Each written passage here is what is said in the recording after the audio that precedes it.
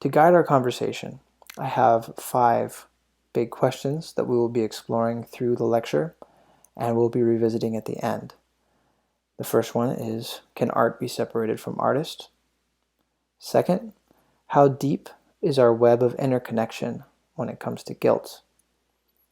3, who should hold the power of canceling and the final say?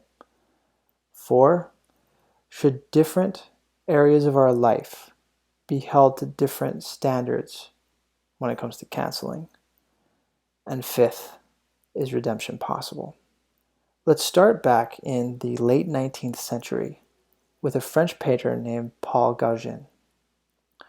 Gauguin had a very popular story when he died and his paintings became popular among French aristocrats, of a man who was living his day-to-day life and just could not see the passion and the color and was depressed, and just one day got on a boat to Tahiti, and when he got there found the beauty and splendor of the South Pacific and discovered his passion for painting and painted these beautiful works that encapsulated the untouched paradise of Tahiti.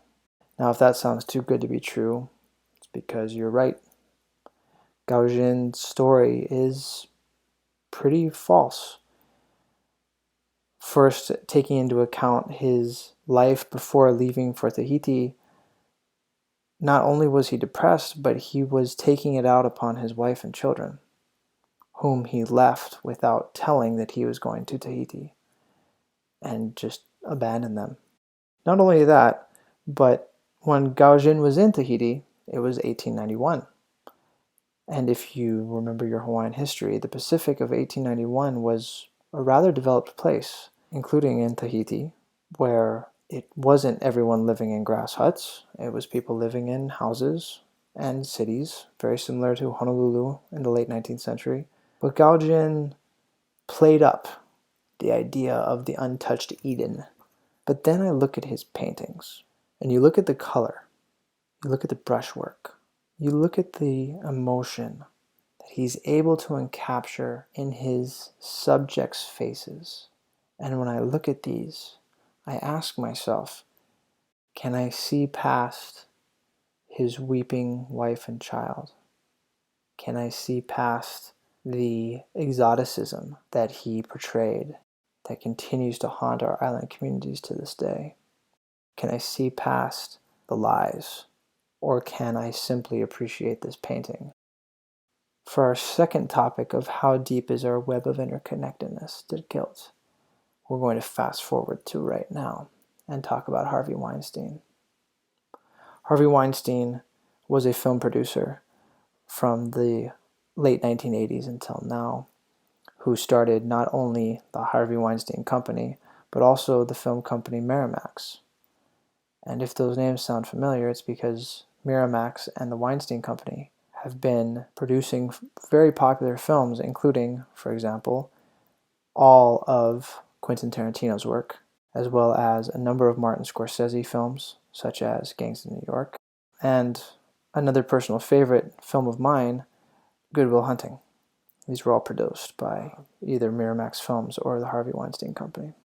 In 2018, it's 2017 rather, it was reported that there were numerous allegations against Weinstein that he had been sexually harassing, sexually assaulting, and raping women, using his power as a producer to gain sexual favor and force women into sexual acts that they had not consented to.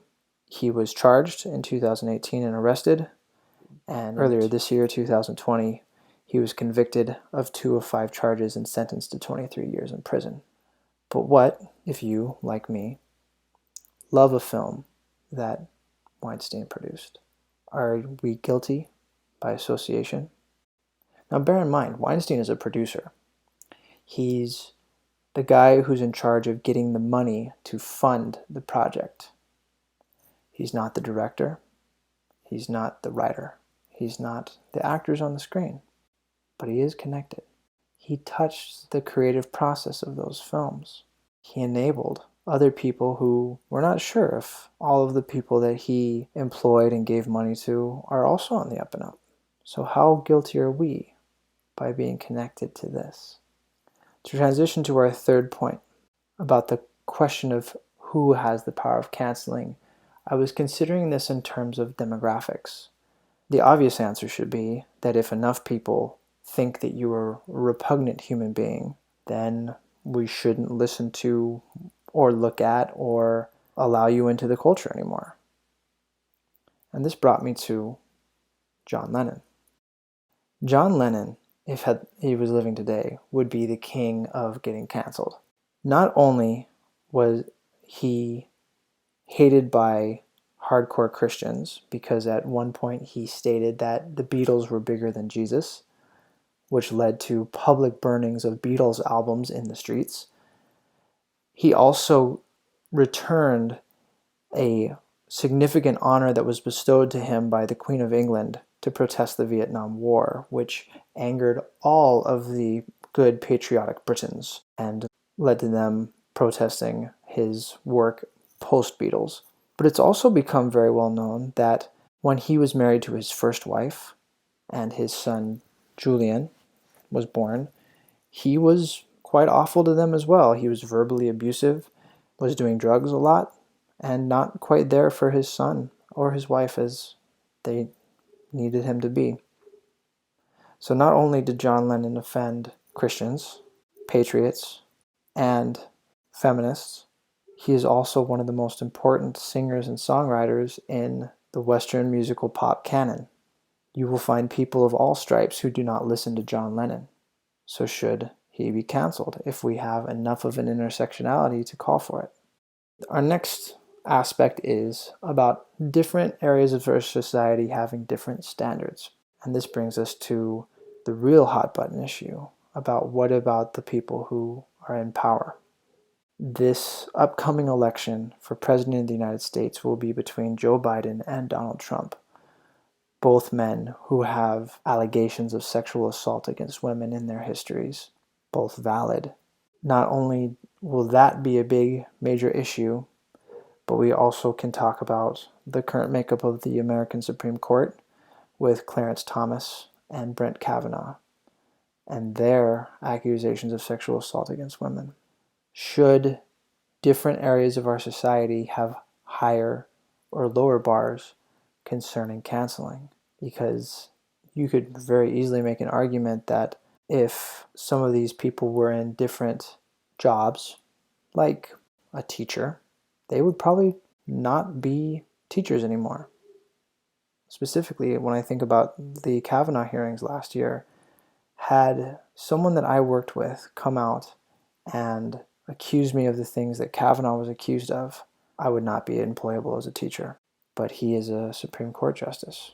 This even takes us back to other politicians when we think about Thomas Jefferson, the writer of the Declaration of Independence, who also was sexually assaulting his slave. He had numerous enslaved people. He was a big proponent of slavery, and he was raping his slave and had numerous children with them. Which brings us to our last point of, is redemption possible? Now, I think about this in two ways. The first being redemption of people. Is it possible for someone who has done horrible things to change themselves and change their behaviors and become better people? Or is it possible at all that one's actions in a positive light outweigh their actions in a negative light? Now we're going to come back to the first one in a little bit, but I want to kind of stay on with that second point of, if you do so much good, does it counteract the bad that you do? I want to bring up the point of Mohandas Gandhi, who freed India from British control using nonviolent methods, whose nonviolent methods were emulated by Dr. Martin Luther King to gain civil rights for African Americans in the United States, and also are being emulated by the Mauna Kea protectors, who are using similar nonviolent resistance in their fight against the TMT. But Mohandas Gandhi also slept in a bed with underage women naked to test himself and his purity. That's twisted. That's wrong. He shouldn't do that. But he is the guy who ended British colonial rule in India. I want to go back now to that first aspect of redemption, because I want to end on an idea of, does this matter? We are all connected. And we kind of talked about how are we connected through guilt? But we also have to be connected to those around us, our family, our friends, our classmates, our work peers. And the odds are that at least one of those people in your web have done something bad. Criminal, sexual, socially. We've done bad things. And this is where I turn it around to you. Because you don't have to do what everybody else says to do. You get to make a decision. That's part about being an adult. If everybody comes out tomorrow and says that they hate your favorite recording artist because X, Y, and Z has come to light, you're the one who has to choose whether you will continue to listen to that recording artist, or whether you will listen to the old things that that recording artist did but not buy anything new from that recording artist, or whether you will wait for that person to come to some sort of redemption, because it gets to be your choice. Our 5 questions again were: can art be separated from the artist? How deep is our web of interconnectedness to guilt? Who should hold the power of canceling? Should different areas of our society be held to different standards? And finally, is redemption possible?